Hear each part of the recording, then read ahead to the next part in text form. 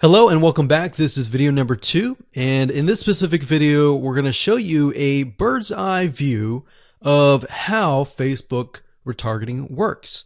So you may have a general idea of how Facebook retargeting works, but my goal here is to kind of give you a visual mind map of how all the pieces connect together.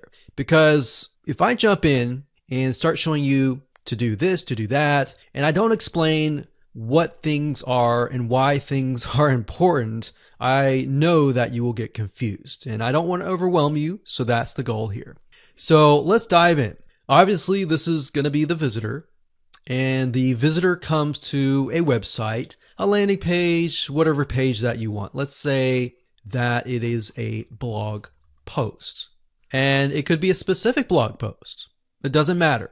So they visit this blog post, and on the blog post, in order for us to know that they visited the blog post, there's going to need to be a piece of code.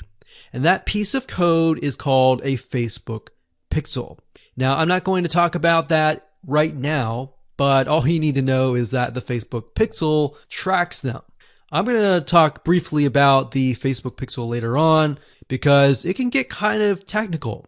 So all you need to know right now is a piece of code that tracks them. It lets us know that they have visited this particular blog post. Now, bear in mind that if you want to learn how to set things up with different scenarios, what do you do with an opt-in page? Or what do you do when you're trying to get somebody to fill out a form? Or what do you do when you're trying to sell a product? Well, I'm going to talk about different real-life examples in the next video. All right, so just keep that in mind. Let's just talk about the basics. Okay, so from this point, let's say it's a blog post, and maybe in this situation, what we want to do is whenever somebody visits this particular blog post, we want to create an audience specifically for this. All right, so whenever somebody visits here, they are going to have the Facebook pixel there, and then this visitor essentially will be added on this part to a custom audience. All right. And don't worry, we're going to explain all of this later on. Now, this custom audience is going to allow us to say, okay, anybody who visits this page is now added to this audience here. Now, why do you need an audience? Well, you need an audience because when it comes to trying to put ads up, so let's put this up. Let's do a Facebook ad.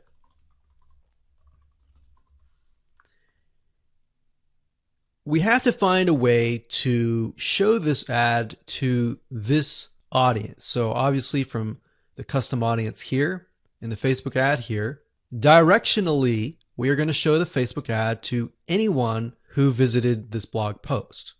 So this is a very, very basic Facebook retargeting.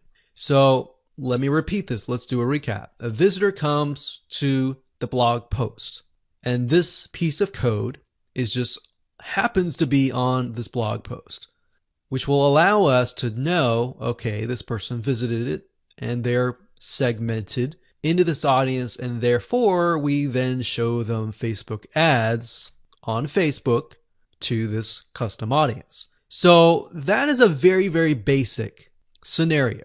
Now, it can get a little bit more tedious if you add more things like email opt-ins or everything else like that. But I just want to start with the basics. We'll talk about more about real life examples in the next video. Now, what you will need to learn is the Facebook pixel, how to use it, how to set up different things like triggers, different ways to work with variables. And the Facebook pixel is just more than a piece of code. It can track when somebody visits a page. It can track when somebody buys a product. It can track when somebody opts in. So in other words, if you want to know if a conversion happened, then you will need the Facebook pixel again. So the Facebook pixel is essentially a piece of code that is on your whole website, and based upon where they land, where they convert, it is all recorded.